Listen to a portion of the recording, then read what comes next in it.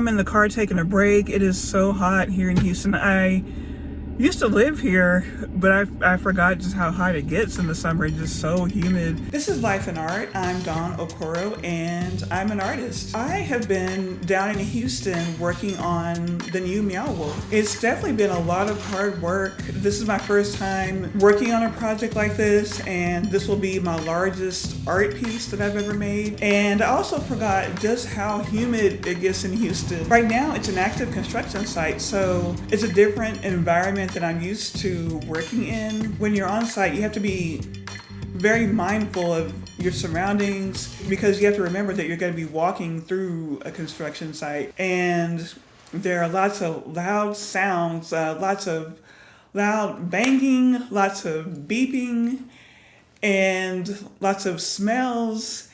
And there are also a lot of rules that you have to follow. One of those is the dress code. So you want to start out with a t-shirt, a pair of jeans. You have to wear some work boots. The first week I started off with my Doc Martens because that's what I have, and I guess they're not quite broken in enough, so that was not comfortable at all. So I got these Sketcher boots, and they weren't the most comfortable. They were more comfortable than the Doc Martens, but if I had to do it again, I would probably find something else. You have to wear a vest, safety vest. And then you have to wear your hat. Let's see if I can put it on over this headpiece. Not really, but yeah, you have to wear a hat for protection. So that was interesting, but it wasn't too bad. And then lastly, you have to wear your goggles. And since I wear glasses, I went ahead and got some prescription ones made. But yeah, so you gotta wear these for your protection. When I'm in the studio, I'm usually wearing a t-shirt and maybe some sweatpants or yoga pants. Sometimes if I'm feeling fancy, I'll wear a jumpsuit. So wearing this construction gear definitely took some getting used to. But I'm really pleased with how my project is coming along so far, and I'm really eager to see what it will feel like when all the finishing touches are done. My friend Taz, who's a musician in Austin, composed a score for the installation, so I'm really excited about that. And I would say overall, this project really pushed me into a new territory for myself, and I'm most excited about the future possibilities. So I'll work at MEOW Wolf in Houston during the week, and then on weekends I'll come home to swim and skateboard.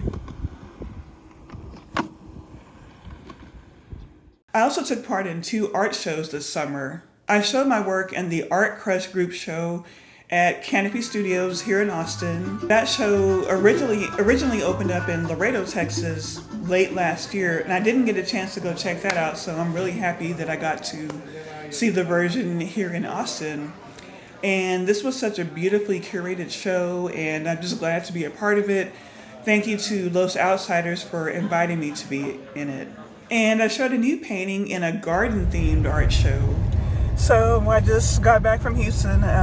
After I wrapped up my work at MEOW Wolf today, I headed home.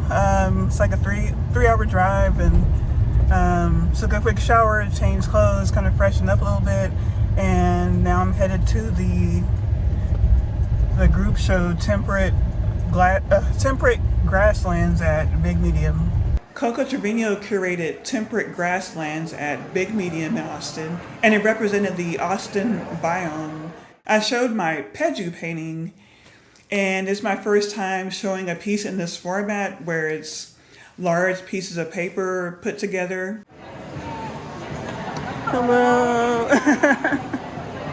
I like your shoes. You must have an awesome shoe collection. I do. I spent my money there. Good to see you. Good to see you too. Thank you for having me to be in the show. And of course, like, it had to be the main piece. I was like, yes, it's her garden. Like, she's all the things, and I'm very grateful. Know more about it. I met Péjú initially through Instagram. She's a British Nigerian curator currently working at the Gagosian in London. When I looked at her pictures, I was drawn to the way she speaks through her fashion. One of her signatures is her long blonde box braids that come down to her legs. And I hope to paint her for a series that I'm working on. So I reached out and asked if she would pose for a painting, and I was so happy when she said yes. So I needed a place to do this shoot with her and some other people that were participating as well.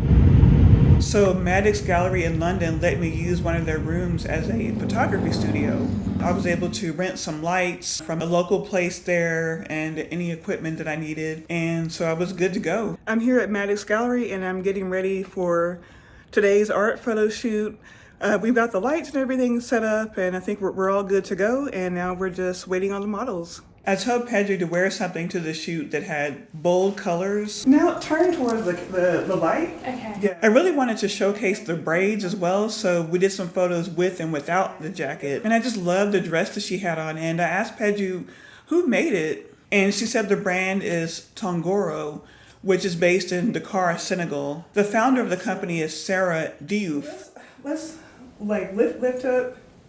I like that, yeah. I really only ended up taking a few photos of Péjú because I knew what I wanted. So when I got back to my studio, I looked over the photos and it was really easy to choose which one would be the reference image. The most challenging part of this project was working with the braids. I was thinking so I could paint each individual blonde braid, but that's not really practical and it's not really my style. So I needed to come up with a strategy that would allow me to show the texture of the hair and how the light hits it. So I did several practice strands working to see how I could build up layers, and it gave the essence of blonde braids. Each braid strand will look different depending on how the shadows hit it.